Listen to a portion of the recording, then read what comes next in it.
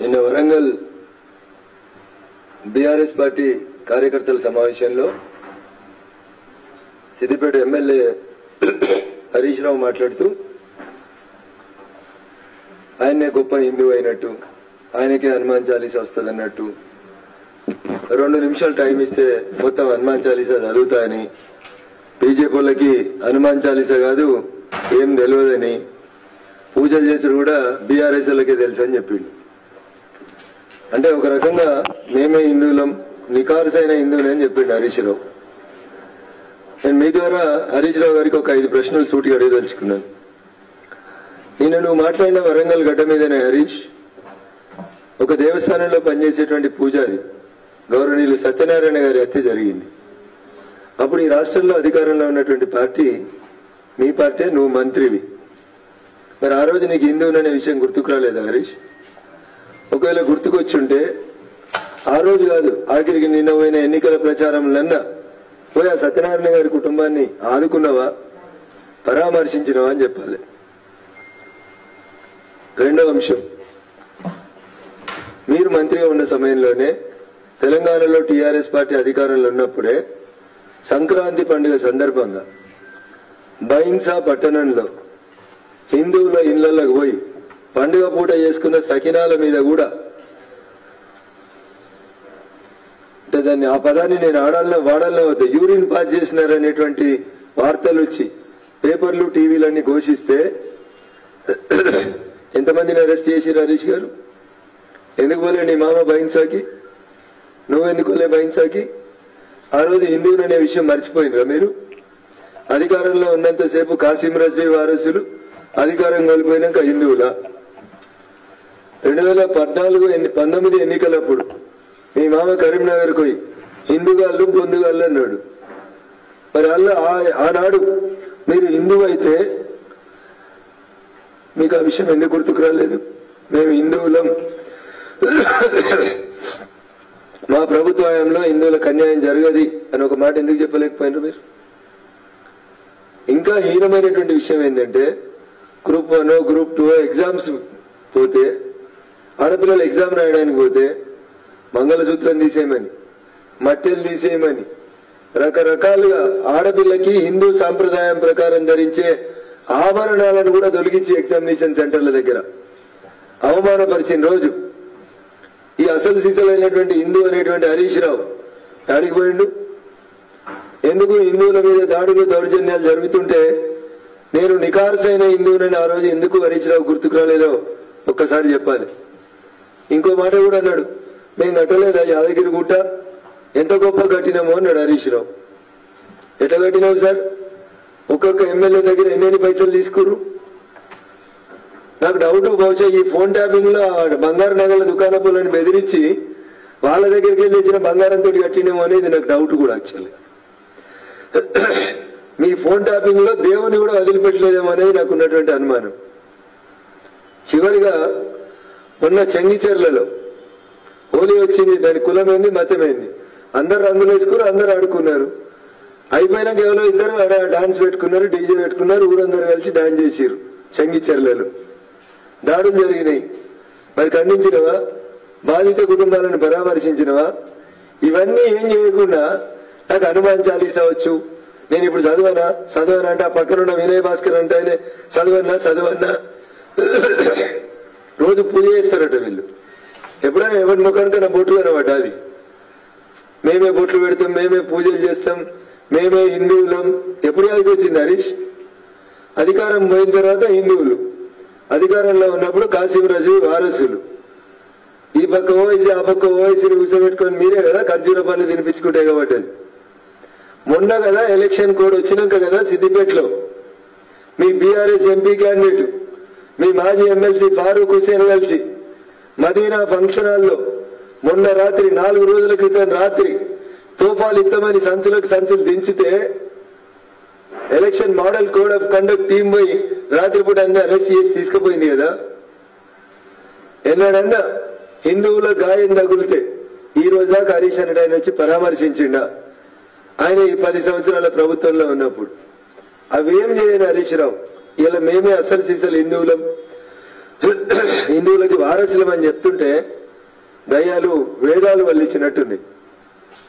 చిన్నప్పుడు ఎవరో పెద్ద మా తెలుగు టీచర్ చెప్పిండు, 100 ఎలుకల్ని తిన్న తర్వాత ఓ పిల్లి చెప్పిందంటే ఇంకో పిల్లితోటి, నేను కాశీకి పోయి కాశీ విశ్వనాథుని దర్శనం చేసుకొని వచ్చి శాకాహారిగా మారుదామని అనుకుంటున్నా అని చెప్పిందంట.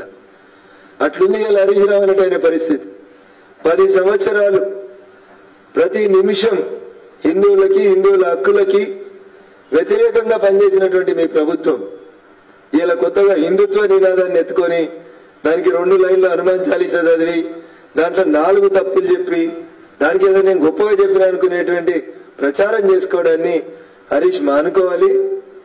ఇది రోజువారీ జరుగుతున్నటువంటి టెలిఫోన్ ట్యాపింగ్ నుంచి ప్రజల దృష్టిని మరల్చేందుకు హరీష్ రావు కూడా హనుమాన్ చాలీసా వస్తుందని చెప్పుకునేందుకు 4 రోజులు చదువుకొని వచ్చి 5వ రోజు మీడియా ముందు దాటినటువంటి నయా నాటకం తప్ప ఇంకొకటి కాదు. పెట్రోల్ పోసుకొని అగిపెట్ట దొరకక ఏ రకమైనటువంటి నాటకానికి తెరలేపిండో అట్లే 4 లైన్ల హనుమాన్ చాలీసా చదివి 4 తప్పులు చదివి కొత్త నాటకానికి హరీష్ రావు తెరలేపిండు.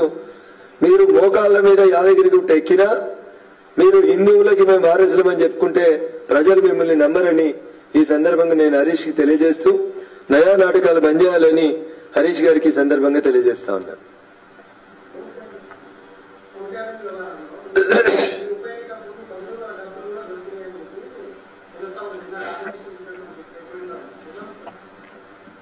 అన్న రఘునందన్ రావు నవంబర్ 2020 ఉప ఎన్నిక జరిగిన తర్వాత డిసెంబర్లో వచ్చి అప్పుడున్నటువంటి డీజీపీ గారిని కలిసి, సార్ వ్యక్తిగతంగా నన్ను నా కుటుంబాన్ని హ్యూమిలేట్ చేస్తున్నారు, మా ఫోన్లు విన్నారు అంటే అప్పుడున్న డీజీపీ అడిగిండు, నీ దగ్గర ఏమైనా ఆధారాలు ఉంటాయి అని అడిగిండు. నేను చెప్పిన ఆధారాలు ఉంటే నేను పోలీసు అయితే కానీ నువ్వెందుకు సార్ పోలీసు అని చెప్పిన. అప్పటి నుంచి నేను 100 సార్లు మొత్తుకున్నా, మా ఫోన్లు వింటురు మా ఫోన్లు వింటురు మా ఫోన్లు వింటురు, భారత రాజ్యాంగం నాకు కల్పించినటువంటి ప్రైవేట్ జీవితమే లేకుండా చేస్తున్నారు వీళ్ళు అని 100 సార్లు చెప్పిన. ఎవరు నమ్మలేదు, ఎవరు ఇన్వెస్టిగేషన్ చేయలేదు. రఘునందన్ రావుకి హరీష్ రావు అంటే పడదు కాబట్టి తప్పుడు ప్రచారం చేస్తున్నారని చాలా మంది అనుకున్నారు. 3 సంవత్సరాల క్రితం ఈ రాష్ట్రంలో ఏం జరుగుతుందని లొల్లి పెట్టుకొని మొత్తుకొని చెప్తే నిన్న ఆఖరికి వాళ్ళు అరెస్ట్ చేసినటువంటి రిటైర్డ్ డీసీపీ రాధాకిషన్ రావు గారి నోట్లోంచి ఆణిముత్యాలు రాలినాయి. ఏమని? దుబ్బాక ఉప ఎన్నిక సందర్భంగా రఘునందన్ రావు బంధువుల ఫోన్లు విన్నాం, రఘునందన్ రావు బంధువుల దగ్గర ₹1 కోటి సీజ్ చేసినాం. ఎంత దుర్మార్గం అంటే సీజ్ చేసింది బేగంపేటలో, ఎలక్షన్ కోడ్ లేదు, అది సంబంధించింది కంపెనీకి సంబంధించినటువంటి ప్రైవేట్ వ్యవహారం. దుర్మార్గం ఏంటంటే దాంట్లో నన్ను ముద్దాయిగా చేర్చిండ్రు. ఇంకా దారుణం చెప్తా మీకు, ప్రస్తుతం కాంగ్రెస్ ప్రభుత్వంలో ఒక గౌరవప్రద స్థానంలో ఉండి శాసనసభ్యులుగా ఉన్నటువంటి గౌరవనీయులు చెన్నూరు శాసనసభ్యులు వివేక్ వెంకటస్వామి గారిని కూడా దాంట్లో ముద్దాయిగా చేర్చారు.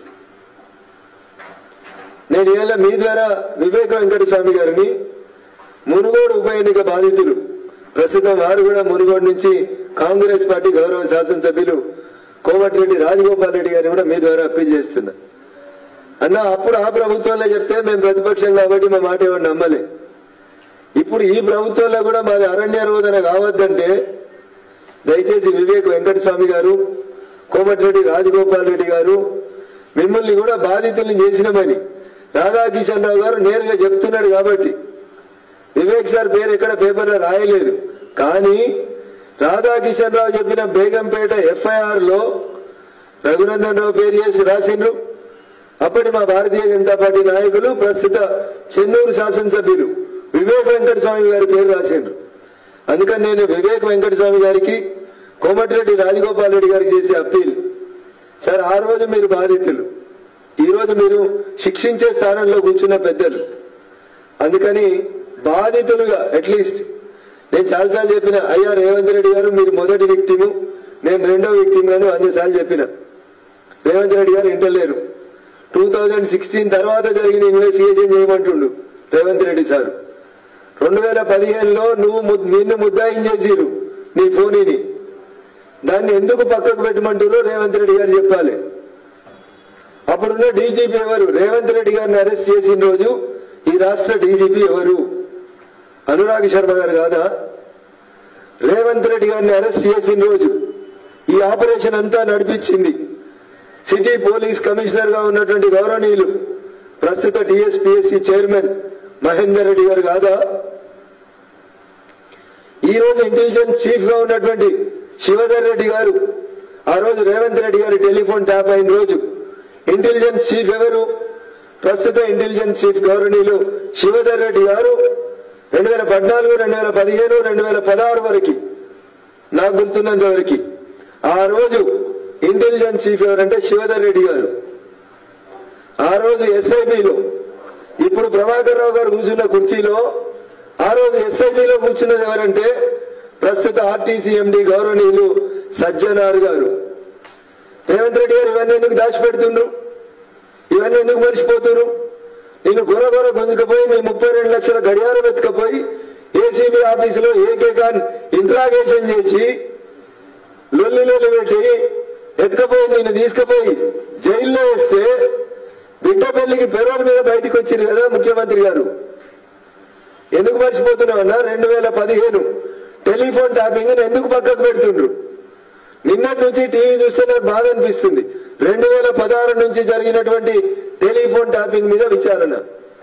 నేను అడుగుతున్న ముఖ్యమంత్రి గారు మిమ్మల్ని, జూన్ 2, 2014 చంద్రశేఖర్ రావు గారు ముఖ్యమంత్రి అయిన నాటి నుంచి టెలిఫోన్ ట్యాపింగ్ మీద మాట్లాడదాం. వద్దు అంటావు అన్న, ఇంకొక అడిగి వెనుకపోదామంటావు, నేను రెడీ. అప్పుడు నేను జై తెలంగాణ అన్నప్పుడు ఏ పోలీస్ ఆఫీసర్ నా ఫోన్లు విన్నాడో నాకు తెలుసు. తెలంగాణ ఉద్యమకారులని ఏ పోలీస్ ఆఫీసర్ ఎట్లా బాధ పెట్టిండో నా దగ్గర ఎవిడెన్స్ ఉంది. కానీ నేనేమంటున్నా, గత ప్రభుత్వాలు వదిలేయన్నా, తెలంగాణ వచ్చినాక ఏం జరిగింది తెలంగాణ సమాజం తెలుసుకోవాలనుకుంటుంది. ఎందుకు మీరు 2016 ఎందుకు సెలెక్టివ్ గా ఇన్వెస్టిగేషన్ చేస్తున్నారు? Why can't you move back to June 2, 2014 onwards? Chandrashekar Rao ఆ కుర్చీలో కూర్చున్న నాటి నుంచి ఇన్వెస్టిగేషన్ ఎందుకు చేయరు? ఇంత జరిగింది కదన్నా. మా మీడియా మిత్రులు కూడా అడుగుతున్నా, రోజు ఎన్ని కథనాలు రాస్తున్నారు కదన్నా. ప్రణీత్ రావుని అడిగితే ప్రభాకర్ రావు చెప్తే చేసిన, భుజంగరావుని అడిగితే ప్రభాకర్ రావు చెప్తే చేసిన, తిరుపతి అని అడిగితే ప్రభాకర్ రావు చెప్తే చేసిన. ఈ ప్రభాకర్ రావు అనేట ఆయన ప్రస్తుత ఎస్ఐబి చీఫ్ గా ఉన్నటువంటి శ్రీమతి సుమతి గారికి ఫోన్ చేసి, ప్రస్తుతం రేవంత్ రెడ్డి గారు ముఖ్యమంత్రి అయిన తర్వాత ఎస్ఐబి చీఫ్ గా ఉన్నటువంటి శ్రీమతి సుమతి రెడ్డి గారికి ఫోన్ చేసి, మీరు నా కొడుకుని నా కోడల్ని ఎందుకు పోలీస్ స్టేషన్ కు రమ్మంటున్నారు అంటే, సార్ ఇట్లా కేసు నమోదైంది రమ్మంటున్నాం. సో ఈ రోజు నువ్వు ఎవరు చెప్తే పని చేస్తున్నావు, ఏ ముఖ్యమంత్రి చెప్తే నువ్వు ఈ పని చేస్తున్నావో ఆ రోజు నేను ఎస్ఐబి చీఫ్ గా అప్పటి ముఖ్యమంత్రి చంద్రశేఖర్ రావు చెప్తే పని చేసినా అని చెప్పిండు. నేను అడుగుతున్నా, ఇవాళ ఈ టీం ఇన్వెస్టిగేషన్ చేస్తున్న టీముని ఏదో సర్కారు కొలువులు చేసుకుంటున్నారని తెచ్చి ముద్దాయిలు ఎందుకు చేస్తున్నారు? చేసినోడు భుజంగరావు కావచ్చు, చేసినోడు తిరుపతి రావు కావచ్చు, లేదా తిరుపతి అన్న కావచ్చు, లేదా ప్రణీత్ కుమార్ కావచ్చు, లేదా రాధాకిషన్ రావు కావచ్చు, ఇంకొక అడుగు ముందుకేసి ప్రభాకర్ రావు గారు కావచ్చు. చేయించిందెవడు? దుబ్బాక ఉప ఎన్నికల్లో రఘునందన్ రావు బంధువుల దగ్గర ₹1 కోటి పట్టుకున్నాము అని చెప్పిండ్రు. నేను మళ్ళీ వారం రోజుల క్రితం కూడా రాష్ట్ర డీజీపీ గారిని కలిసి ఒక మాట చెప్పిన, డీజీపీ గారు నా ఫోన్ ట్యాప్ అయిందని ఆ రోజు చెప్పినా, ఈ రోజు చెప్తున్నా, ఈ కేసులో ముద్దాయిగా ఆ రోజు దుబ్బాక ఉప ఎన్నికలకు ఇన్ఛార్జిగా పనిచేసిన హరీష్ రావు గారిని తప్పు జరుగుతుంటే చూస్తూ కూర్చున్న మా డిస్ట్రిక్ట్ మ్యాజిస్ట్రేట్, అప్పటి జిల్లా కలెక్టర్, ప్రస్తుత బీఆర్ఎస్ మెదకి ఎంపీ అభ్యర్థి వెంకట్రామరెడ్డిని ముద్దాయిగా చేయండి అని నేను రాతపూర్వకంగా కంప్లైంట్ ఇచ్చిన. వీళ్ళందరి తర్వాత సార్ అసలు ముఖ్యమంత్రి ఎవరు, డీజీపీ ఎవరు, ఈ ఇద్దరిని ఎందుకు ముద్దాయిగా చేస్తలేరు రేవంత్ రెడ్డి గారు? దీని వెనుకాల ఉన్నటువంటి కారణమైంది, దీని వెనుకాల మీ ఆలోచన విధానమైంది. తెలంగాణ సమాజం వినాలనుకుంటుంది, తెలుసుకోవాలనుకుంటుంది. అల్లుని ఫోన్ వినడం ఎంత తప్పు, కోడలు ఫోన్ వినడం ఎంత తప్పు మీకు అన్ని తెలిసి సగం బయట పెట్టడం కూడా అంతే తప్పు అవుతుంది రేవంత్ రెడ్డి గారు. 2016 నుంచి ట్యాపింగ్ మీద ఇన్వెస్టిగేషన్ చేయమన్నప్పుడు మీరు మీ ఓటుకు నోటు కేసుని ఎందుకు పక్కకు పెడుతున్నారు? తెలంగాణ సమాజం తెలుసుకోవాలనుకుంటుంది. కాంగ్రెస్ కి బీఆర్ఎస్ కి మధ్యన అండర్స్టాండింగ్ లేకపోతే చంద్రశేఖర్ రావుని ఈ కేసులో అక్యూజ్ నెంబర్ 1 గా చేయడంలో ఈ పోలీసులకు ఉన్నటువంటి, ముఖ్యమంత్రి గారికి ఉన్నటువంటి ఇబ్బంది ఏంటో చెప్పాలి. నాకు ఇంకో డౌట్ వస్తుంది. రేవంత్ రెడ్డి గారు, నేను 30 సంవత్సరాల నుంచి ప్రాక్టీస్ చేసే వకీలు అడుగుతున్నా, వాళ్ళు చెప్పిందే రాస్తున్నా కన్ఫెషన్ లో, మీకు ఎంత అవసరమో అంతే రాసుకుంటున్నారు అని కూడా డౌట్ వస్తుంది నాకు. వాళ్ళు చెప్పింది రాస్తే చంద్రశేఖర్ రావు మొదటి ముద్దాయి, రెండో ముద్దాయి హరీష్ రావు, మూడో ముద్దాయి వెంకట్రామరెడ్డి, నాలుగో ముద్దాయి కేటీఆర్ కావాలి, ఐదో ముద్దాయి నవీన్ కుమార్ అనే ఎమ్మెల్సీ కావాలి, ఆరో ముద్దాయి సందీప్ రావు అనే డీసీపీ కావాలి. ఇంకా చాలా మంది పేర్లు ఉన్నాయి నా దగ్గర, లిస్టు చాంతాడంతుంది. రఘునందన్ ఉత్తగానే ఆధారాలు లేకుండా మా పేర్లు చెప్తుడు, టీవీలు చూసుకుంటే కొంతమంది అనుకుంటారు. రఘునందన్ రావు వెంకట్రామరెడ్డి పేరు డీజీపీ కంప్లైంట్ చేసినప్పుడు ఒక మీడియా మిత్రుడు అడిగిండు, ఎందుకు ఆయన మెదక్ ఎంపీ చేస్తుండు కాబట్టి ఆయనను ముద్దాయిగా చేర్చమంటావా అని అడిగిండు. అన్న ఆ జర్నలిస్ట్ మిత్రునికి ఆ పేపర్ ఆయన చెప్పదలుచుకున్నా. ఇవాళ కాంగ్రెస్ ప్రభుత్వానికి అధికారిక పత్రికలో ఒక రిమాండ్ రిపోర్ట్ వచ్చింది, రాధాకిషన్ రావు గారి రిమాండ్ రిపోర్ట్.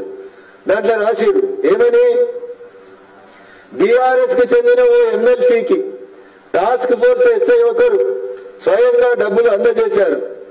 2023 ఎన్నికల సమయంలో టాస్క్ ఫోర్స్ లో పనిచేసిన 2 ఇన్స్పెక్టర్లు ఈ నగదు తరలింపులో కీలక పాత్ర పోషించారు. రాధాకిషన్ రావుకు బాల్య స్నేహితుడైన ఓ ఎమ్మెల్సీ కోసం రాజపుష్ప సంస్థ నుంచి భారీ ఎత్తున నగదులు తరలించినాం అనే రిమాండ్ రిపోర్ట్ లో రాశారు. ఇది రఘునందన్ రావు సొంత కవిత్వం కాదను. మళ్ళీ రఘునందన్ రావు అందరి మీద బుర్ర చేసుకుంటూ పోతుందని మా వివేక్ సార్, రాజగోపాల్ రెడ్డి గారు అనుకోవద్దు. ఎందుకంటే వాళ్ళు బాధితులు కాబట్టి చెప్తా ఉన్నా. రాధాకిషన్ రావు కన్ఫెషన్ లో చెప్పిండు, మునుగోడు ఉప ఎన్నికల్లో రాజగోపాల్ రెడ్డి గారి బంధువుల దగ్గర నుంచి 3.5 కోట్లు వేరు వేరు ప్రదేశాలలో జమానతులు, డిపాజిట్లు జప్తు చేసినామని చెప్పిండు. ఎందుకు రాజగోపాల్ రెడ్డి గారు వచ్చి కంప్లైంట్ ఇస్తలేరు నా ఫోన్ ట్యాపింగ్ అయిందని? ఎందుకు వివేక్ వెంకటస్వామి గారు వచ్చి కంప్లైంట్ ఇస్తలేరు మా ఫోన్ ట్యాప్ అయినాయని? అరే నేరం చేసినాడే ఒప్పుకుంటుండు కదా, మేము పట్టుకుందాం పలానా బేగంపేటలో ఎఫ్ఐఆర్ చేసినామని. బేగంపేట ఎఫ్ఐఆర్ కావాలంటే నేను మీకు పంపిస్తా. బేగంపేటలో ఎన్నికల కోడ్ లేదు. ఒక కంపెనీ ఇంకో కంపెనీ చేసుకున్న వ్యాపారం, దాంట్లో అన్యాయంగా ఆ రోజు వివేక్ వెంకటస్వామి గారి పేరు రాసిరు. నేను అడుగుతున్నా 2 గౌరవ ఎమ్మెల్యేలని, సరిగా మీరిద్దరు అధికార పార్టీలు ఉన్నారు, ముఖ్యమంత్రికి ఒకరు కుడి ఒకరు ఎడమ కదా, చంద్రశేఖర్ రావుని మొదటి ముద్దాకి ఎందుకు పెడతలేరు? వివేక్ వెంకటస్వామి గారు దయచేసి స్పందించాలని నేను విజ్ఞప్తి చేస్తా ఉన్నా. కోమటిరెడ్డి రాజగోపాల్ రెడ్డి గారు స్వయాన మీ సొంత అన్న ఇవాళ మంత్రి కదా, కేబినెట్ లో ఇవన్నీ ఎందుకు చర్చకు వస్తలేవు? వెంకట్రామరెడ్డి గారిని పొంగులేటి శ్రీనివాసరెడ్డి గారు కొత్త వియ్యంకుడు ఏమైనా కాపాడుతున్నాడా? బీఆర్ఎస్ గవర్నమెంట్ లో ఆ రోజు జడ్చర్ల లక్ష్మారెడ్డి అనే వియ్యంకుడు కాపాడితే, ఈ వల్ల రాజపుష్పకు సంబంధించిన పి వెంకట్రామరెడ్డి అనే ఎమ్మెల్సీని కొత్తగా వియ్యమందినటువంటి రాష్ట్ర కేబినెట్ లో నేనే నెంబర్ 2 అని చెప్పుకుంటున్నా. గౌరవనీయులు రెవెన్యూ శాఖ మంత్రి పొంగులేటి శ్రీనివాసరెడ్డి గారు ఏమైనా కాపాడుతున్నారా? ఈ సెలెక్టివ్ ఇన్వెస్టిగేషన్ వద్దు సార్. నేను డీజీపీ గారికి కూడా ఇదే మాట చెప్పిన, please don't do selective investigation, go for the comprehensive investigation. 2 June 2014 Telangana రాష్ట్రం ఏర్పాటైన నుంచి ఎవరెవరు డీజీపీగా పనిచేసారు, ఎవరెవరి ఫోన్లు విన్నారు, ఏ హీరోయిన్ల సంసారాలు కూలిపోయినాయి, ఏ బంగారు వ్యాపారం చేసిన ఇళ్లకెళ్ళి డబ్బులు ఎత్తుకపోయిండ్రు, ఏ టీవీ ఛానల్ యజమానిని రిమాండ్ చేసిండ్రు. వారు ప్రస్తుతం టీవీ ఛానల్ యజమాని, గతంలో వారు రియాల్టర్. వారి ఇంట్లోకి ఎత్తుకపోయిన 2 కోట్ల నగదు ఏడున్నది? అది డైరెక్ట్ హరీష్ ఇంటికి పోయిందా, కేటీఆర్ ఇంటికి పోయిందా, లేదా వారికి సంబంధించిన హీరోయిన్ ఇంటికి పోయిందా? వారు కూడా నిన్ననో మొన్ననో బంజారా హిల్స్ పోలీస్ స్టేషన్ పోయి ఒక కంప్లైంట్ ఇచ్చిండు. Why the DGP is not opening his mouth? Telangana రాష్ట్రంలో ఉన్న ప్రజలను రక్షిస్తాం, భద్రత మాది, బాధ్యత మాది అని చెప్తున్నటువంటి తెలంగాణ రాష్ట్ర డీజీపీ గారు రఘునందన్ రావు ఇచ్చిన కంప్లైంట్ మీద అప్పుడున్న డీజీపీ మహేందర్ రెడ్డి గారు మాట్లాడలేదు. అప్పుడున్నటువంటి ఇంటెలిజెన్స్ డీజీ అనిల్ కుమార్ గారు మాట్లాడలేదు. ఇప్పుడున్నటువంటి డీజీపీ గారు మాట్లాడతలేరు. ఇప్పుడున్నటువంటి ఇంటెలిజెన్స్ చీఫ్ శివధర్ రెడ్డి గారు ఎందుకు మాట్లాడతలేరు? రఘునందన్ రావు మాట్లాడిన దాంట్లో తప్పుంటే yes I'm ready for consequences. నేను అడిగిన దాంట్లో 100% న్యాయం ఉంది. రాష్ట్ర ముఖ్యమంత్రి ప్రమేయం లేకుండా, రాష్ట్ర ముఖ్యమంత్రి ఆదేశాలు లేకుండా ఏ డీజీపీ కానీ, ఏ ఇంటెలిజెన్స్ చీఫ్ కానీ, ఏ ఎస్ఐబి చీఫ్ కానీ టెలిఫోన్ ట్యాపింగ్ చేయరు. గౌరవ మీడియా మిత్రులకు ఇంకొక విజ్ఞప్తి, వీటన్నింటికి 2 అధికారికంగా సంతకం పెడతారన్న. ఒకరు రాష్ట్ర చీఫ్ సెక్రటరీ, 2 రాష్ట్ర హోమ్ సెక్రటరీ. వీళ్ళ పేర్లు ఎందుకు బయటకు వస్తలేవు? చంద్రశేఖర్ రావు అనేటువంటి ఈ టెలిఫోన్ ట్యాపింగ్ జరిగినప్పుడు ఈ రాష్ట్ర ముఖ్యమంత్రిగా ఉన్నటువంటి వ్యక్తిని ఎందుకు మీరు ముద్దాయిగా చేస్తలేరు? ఎందుకు మీరిద్దరు మాట్లాడుకుంటున్నారా? కాంప్రమైజా? పార్లమెంట్ ఎన్నికలలో బీజేపీని దెబ్బకొట్టేందుకు కాంగ్రెస్ బీఆర్ఎస్ కలిసి ఆడుతున్న నాటకమా? ఇఫ్ ఎవ్రీథింగ్ ఈజ్ క్లియర్, పాలేంది నీళ్ళేంది అనేది ప్రజల ముందు ఉంచమని ముఖ్యమంత్రి గారిని, రాష్ట్ర డీజీపీ గారిని డిమాండ్ చేస్తా ఉన్నా. చివరికి ఒక మాట, రఘునందన్ రావు ఒకరోజు ఈడీ దగ్గరికి పోయి కంప్లైంట్ ఇచ్చిండు. మా మీడియా మిత్రులు అనుమానపడ్డారు, ఈడీకి దీనికి ఏం సంబంధం అని. 4 ఎమ్మెల్యేల టెలిఫోన్లు ట్యాప్ చేసి మా పార్టీ సంస్థాగత ప్రధాన కార్యదర్శి, ఈ విషయాలతో సంబంధం లేనటువంటి పెద్దలు గౌరవనీయులు బిఎల్ సంతోష్ గారిని ముద్దాయి చేసేందుకు ఉరికురికి పోయిన సైబరాబాద్ నాటి కమిషనర్ స్టీఫెన్ రవీంద్ర 30 కోట్ల కార్లు ఉన్నాయని చెప్పిండు. కారు వెనక సీట్లో ఒక బ్యాగ్ చూపించిండు. 30 కోట్లు ఇవ్వడం దాకా కోర్టుకు రాలే, 30 కోట్లు ఇవ్వడం దాకా పబ్లిక్ డొమైన్లోకి రాలే. ఏడిపోయినాయి 30 కోట్లు? తీసుకుపోయి ముఖ్యమంత్రి కప్పన్నట్టేనా స్టీఫెన్ రవీంద్ర గారు? నేను అదే రోజు ఏడీ కంప్లైంట్ ఇచ్చిన, పైలట్ రోహిత్ రెడ్డితో సహా ఆ 4 ఎమ్మెల్యేల మీద ఇన్వెస్టిగేషన్ జరగాలని. ఏం చేశారు మీరు? ఆ 4 ఎమ్మెల్యేలను తీసుకొచ్చి ప్రగతి భవన్ నించుకున్నారు. ఆ 4 ఎమ్మెల్యేలను మీ హెలికాప్టర్లు ఎక్కించుకొని వచ్చి మునుగోడులో కోమటిరెడ్డి రాజగోపాల్ రెడ్డి గారిని ఓడగొట్టదని పెట్టిన బహిరంగ సభలో ఇదో కడిగిన తెలంగాణ ఆనిముత్యాలని చూపించారు. సమాజం ముందు ఇన్ని ఆధారాలు ఉంచుతుంటే రఘునందన్ ఎందుకు రేవంత్ రెడ్డి గారు మాట్లాడతలేరు? అయ్యా, మీరు మొదటి బాధితుడైతే నేను 2వ బాధితుడిని, పదే చెప్తా ఉన్నా. తెలంగాణ డీజీపీ గారు వెంటనే మీరు దీని మీద స్పందించాలి.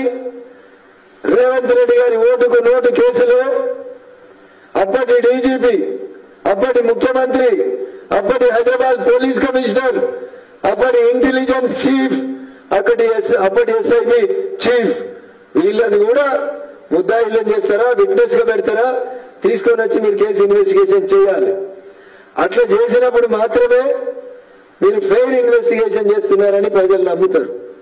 లేకపోతే రేవంత్ రెడ్డి గారి టెలిఫోన్ ట్యాపింగ్ పక్కకు పెట్టి మిగతా Dubbaka telephone tapping, Munugode telephone ట్యాపింగ్ల గురించి మాట్లాడితే, హీరోయిన్ల టెలిఫోన్ ట్యాపింగ్ల గురించి మాట్లాడితే ఓపెన్ గా చెప్పిండు కదా రాధాకిషన్ రావు గారు అనే రిటైర్డ్ డీసీపీ, రాజపుష్ప కంపెనీకి వెళ్ళి పెద్ద మొత్తంలో డబ్బులు తీసుకుపోయి బీఆర్ఎస్ పార్టీకి వెళ్ళి పోటీ చేసిన ఒక ఎమ్మెల్సీకి ఇచ్చిన అని చెప్పిండు. Then why can't you make Venkatramareddy and Raj Pushpa other partners as accused in this case? Venkatramareddy గారు రోజు జిల్లాలకు వచ్చి ప్రచారం చేసి చెప్తున్నాడు, నేను 100 కోట్లు పెడతా, నేను 100 కోట్లు చదువుకుంటానికి ఇస్తా, 100 కోట్లు దవాఖానలకు ఇస్తా, 100 కోట్లు విద్యానిధి పథకం కింద ఇస్తా. ఎక్కడి 100 కోట్లు? ఇవేనా టెలిఫోన్ ట్యాపింగ్ వేసి తీసుకుపోయి పెట్టుకున్నాయా? అప్పుడు బీఆర్ఎస్ పెట్టిందా మీ దగ్గర పైసలు? ఎక్కడి నుంచి వచ్చినాయి రాజపుష్ప దగ్గర ఇన్ని 100 కోట్లు? రాజపుష్ప సంస్థ స్టార్ట్ అయిన రోజు వాళ్ళ డబ్బులు ఎంత? ఆ సంస్థ ఏ రోజు ఎంతెంత కొనుక్కుంటూ వచ్చిందో డెఫినెట్ గా it has to be enquired. అందుకని ముఖ్యమంత్రి గారు, డీజీపీ గారు మౌనం అర్ధాంగీకారం అని చెప్తారు. మీరిద్దరు మౌనంగా ఉంటున్నారంటే ఇవన్నీ మీరు తెలిసి కావాలని ఉద్దేశపూర్వకంగానే మీడియాలో ఏది సంచలనం, ఏది బ్రేకింగ్, కాంగ్రెస్ పార్టీకి బీఆర్ఎస్ పార్టీకి ఏది ఉపయోగపడుతుంది అంతవరకే వాడుకొని బీజేపీకి ఏదో ఇబ్బంది పెడతారో, బీజేపీ పార్లమెంట్ ఎన్నికలలో పక్కదారి పట్టాలనో మీరు కోరుకుంటే అది జరగని పని. ఖచ్చితంగా టెలిఫోన్ ట్యాపింగ్ మీద జూన్ 2, 2014 నుంచి పూర్తి స్థాయి విచారణ జరగాల్సిందే. తప్పు చేసిన దాంట్లో రఘునందన్ రావు ఉంటే రఘునందన్ రావు, హరీష్ రావు ఉంటే హరీష్ రావు, చంద్రశేఖర్ రావు ఉంటే చంద్రశేఖర్ రావు, మహేందర్ రెడ్డి గారు ఉంటే మహేందర్ రెడ్డి గారు, శివధర్ రెడ్డి గారు ఉంటే శివధర్ రెడ్డి గారు, సుమతి రెడ్డి గారు ఉంటే సుమతి రెడ్డి గారు. Who ever is involved in this crime they must be prosecuted and arrested in the larger interest of justice and equity. I don't have any malified intention. Free and fair investigation జరగాలని నేను media మిత్రుల ద్వారా రాష్ట్ర ముఖ్యమంత్రికి, రాష్ట్ర DGP గారికి సవినయంగా appeal చేస్తా ఉన్నా. I hope for a free and fair investigation జరుగుతుందని కోరుతున్నాం. జరగకపోతే డీజీపీ గారిని కలిసి వచ్చి దాదాపు 5 రోజులు అయింది. ఇంత బహిరంగంగా ఆ రోజు ఇన్ని మాటలు చెప్పడానికి నేను ఇష్టపడలే. ఈ రోజు ఇన్ని సాక్ష్యాలు, ఇన్ని మాటలు చెప్తున్నా. ఇన్ని చెప్పినాక కూడా రఘునందన్ వారం కింద చెప్పింది ఇలా నిజమైంది. మీ పేపర్లలోనే వచ్చింది. కొన్ని పేపర్లలో ఇలా ఫస్ట్ పేజీలో రాసిరు, TRS supremo is the backbone for this telephone tapping. Then why the TRS supremo's name is not being quoted as A1? This is my question. It has to be answered by DGP of Police Telangana and as well as the Chief Minister of Telangana. Thank you.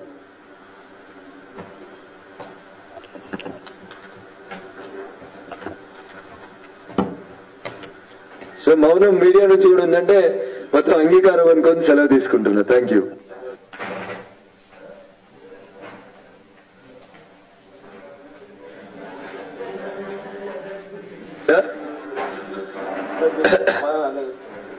So Sridharan ఒక ప్రశ్న అడిగితే అందరికి సమాధానం వచ్చింది.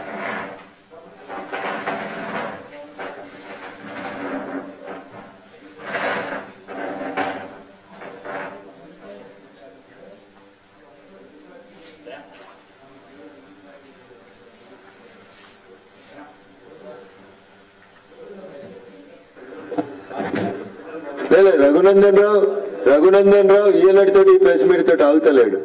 రఘునందన్ రావు ప్రతి సందర్భంగా డేట్లు, టైంలు, ఆధారాలతోటి పాత డీజీపీల కాడి నుంచి కొత్త డీజీపీలాగా దరఖాస్తు ఇస్తున్నాడు. ఇన్వెస్టిగేషన్ చేసే కుర్చీలో నేనుంటే అర్ధగంటలు అందరిని అరెస్ట్ చేస్తా. దురదృష్టం నేను ఆధారాలు మాత్రమే ఇవ్వగలుగుతా, ఏం జరిగిందో చెప్పగలుగుతా. నేను చెప్పాలో చెప్పకూడదు, అనాలో అనకూడదు నాకు తెలియదు. కుక్క పని కుక్కనే చేయాలి, గాడిద పని గాడిదనే చేయాలని కోరుకుంటాం. ఈ రాష్ట్రంలో జరిగినటువంటి కేసు, ఈ రాష్ట్రంలో ఉన్న ఒక శాసనసభ్యునిగా, మాజీ శాసనసభ్యునిగా, నేను శాసనసభ్యుని ఉన్నప్పుడు నా ఫోన్ ట్యాప్ అయిందని నేను వినలేదు. ఇవాళ ఎవరిలో ఫోన్ ట్యాప్ అయిందన్నారు, కేసు చేసిరు, ఇన్వెస్టిగేషన్ చేయండి అంటున్నాం. అది సరిగా చేయండి అంటున్నాం. ఇంకో వారమో 10 రోజుల్లో చూస్తాం. కోర్టుకు పోతే కోర్టు ఏం అడుగుతుందంటే నువ్వు డీజీపీకి కంప్లైంట్ ఇచ్చినవా అని అడుగుతుంది. అందుకని డీజీపీ కంప్లైంట్ ఇచ్చి అలా ఎకనాలజ్మెంట్ కూడా తీసుకున్నా. మహేష్ అన్న రిసీవ్డ్ అని స్టాంపు సంతకం కూడా తీసుకున్నా. ఒక వారం రోజులైనా టైం ఇవ్వద్దా అంటది కోర్టు మళ్ళా. అందుకని 10 రోజులు ఆగుతున్నా. ఇలా సాయంత్రం రేపు పొద్దుగల్లో ఈడీ దగ్గరికి పోతా, ఇంకొన్ని ఆధారాలు దొరికినాయి, ఈడీకి ఇచ్చొస్తా. ఇలా దొరికింది కదా రాజపుష్ప, రేపు రాజపుష్ప పేరు కూడా రాయాలా వద్దా? రఘునందన్ రావు చెప్తే వెంకట్రామరెడ్డి పోటీ చేస్తుంది కాబట్టి వెంకట్రామరెడ్డి మీద బురద తగ్గుతుండే ఉంటాడు మా మహేష్ అన్ననే. కానీ ఇలా రఘునందన్ చెప్పలే కదా. అరెస్ట్ అయిన ముద్దాయి రాధాకిషన్ రావు గారు చెప్పిన కన్ఫెషన్ స్టేట్మెంట్ లో వచ్చింది. రేపు కూడా రాజపుష్ప వచ్చి మళ్ళా మెదక్ జిల్లా అంతా పైసలు వర్దామనే వస్తున్నారు. I'm straightly alleging against the Venkatramireddy, Harish Rao, Chandrashekar Rao. ఇక నవీన్ రావు కేటీఆర్ వాళ్ళంతా రాజకీయ రాజాలు కాబట్టి వాళ్ళు వేరే దానికి వాడుకోరు ఈ టాపిక్ ని. అది మళ్ళీ సమయం సందర్భం వచ్చినప్పుడు ఆ టాపిక్ గురించి మాట్లాడదాం. ఇప్పుడు రాజకీయాల గురించే మాట్లాడుకుందాం. థ్యాంక్ యూ అన్న.